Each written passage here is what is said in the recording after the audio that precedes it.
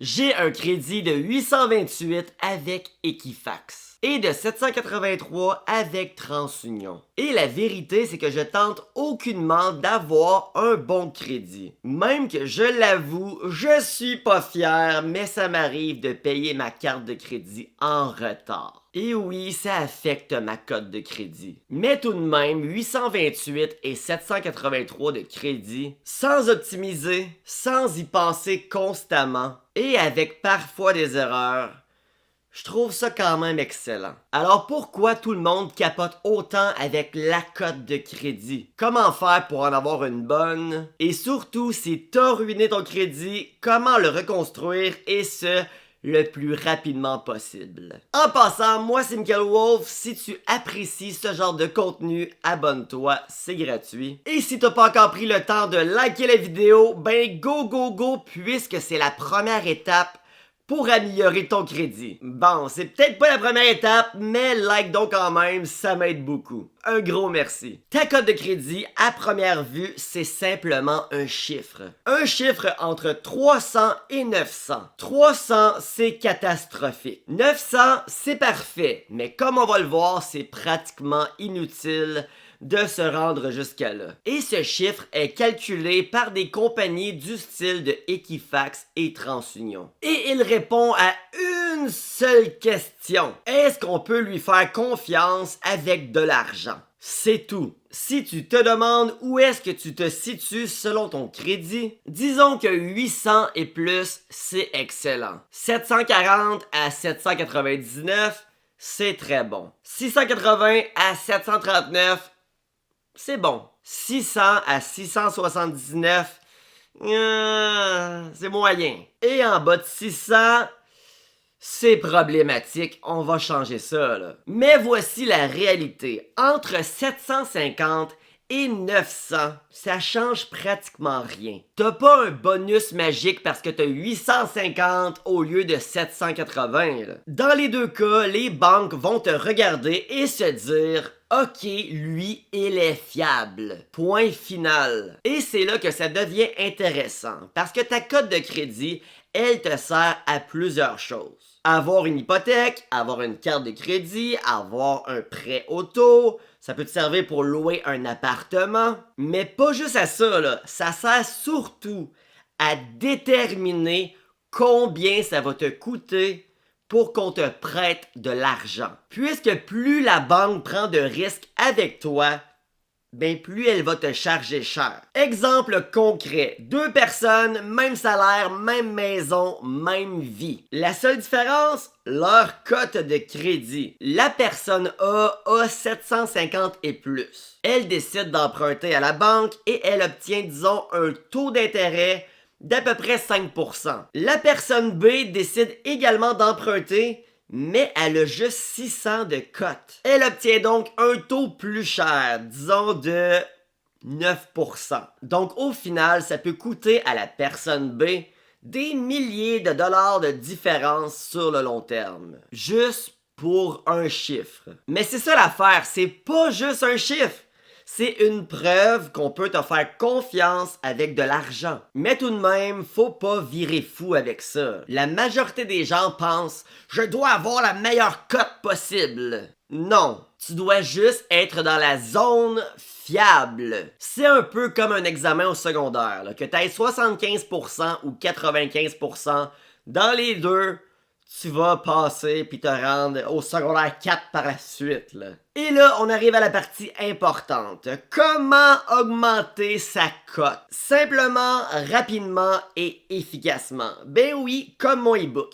3 choses. Payer à temps, ça c'est non négociable. C'est le facteur numéro 1. Si tu veux ruiner ta cote, paye en retard. C'est simple, un seul retard de 30 jours et tu peux perdre plusieurs points. Tu te demandes pourquoi j'ai pas 900 de cote et que je suis juste autour de 800? Ben c'est juste parce que ça m'arrive d'avoir des paiements en retard que j'aurais pu éviter.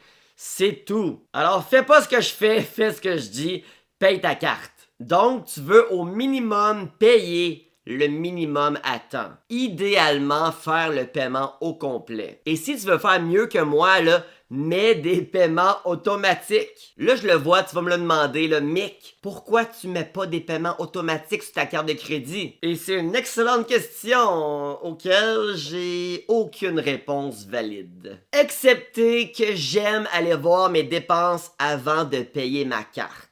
Mais en gros, j'ai aucune excuse valable. Deuxième étape, ton utilisation de crédit. Ça, c'est le deuxième gros morceau. Combien tu utilises versus ta limite? Exemple, tu as une carte de crédit à 1000$. Tu dépenses 900$ dessus. Erreur, tu envoies un mauvais signal. Et ce, même si tu payes tout. Pourquoi? Parce que tu utilises un gros pourcentage de ta limite. C'est un risque que les banques vont calculer. Mets-toi à la place de la banque, là. Tu prêtes à qui? Celui qui a maxé sa carte ou celui qui contrôle ses dépenses? La règle est simple, reste sous 30% de ton maximum. Idéalement même entre 10 et 20%. Parce que comme je t'ai dit pour la banque, 900$ sur 1000 égale danger. Tandis que 200$ sur 1000 égale contrôle. Mais inquiète-toi pas, les cartes de crédit vont se faire un plaisir d'augmenter ta limite quand ils vont voir que t'es un bon payeur. Troisième étape, l'étape que les gens détestent. Le temps. Ça, personne n'aime ça, mais c'est la réalité. Le crédit, comme bien des choses en finance, c'est un jeu de patience. Plus tes comptes sont vieux, plus t'as l'air fiable. C'est pour ça que fermer une vieille carte peut te nuire, même si tu l'utilises pas. C'est comme si t'envoyais le signal que tu voulais t'empêcher de dépenser. Donc, tout ça pour dire que si tu as bien compris la logique, ce qui détruit ta cote de crédit rapidement, c'est les retards de paiement, tes cartes pleines. Ça peut être aussi de faire trop de demandes de crédit en même temps, parce que là, t'as juste l'air désespéré pour avoir de l'argent, parce que les banques enregistrent chacune de tes erreurs. Et tout ça, ben ça peut te suivre pendant des années. Et je vois beaucoup de jeunes adultes détruire leur cote, parce que quand ils obtiennent une carte de crédit, ils pensent que c'est de l'argent gratuit, là. Il y a rien de gratuit dans la vie. Excepté bien sûr, s'abonner à cette chaîne si tu l'as pas fait. Tout ça pour dire que c'est pour ça que je veux que tu comprennes quelque chose. La cote de crédit, c'est super simple. Mais les gens compliquent ça. J'aurais beau te faire une vidéo de 30 minutes, là, ça sert à rien. La vérité, c'est que tu dois juste te prouver que tu peux emprunter sans en avoir besoin.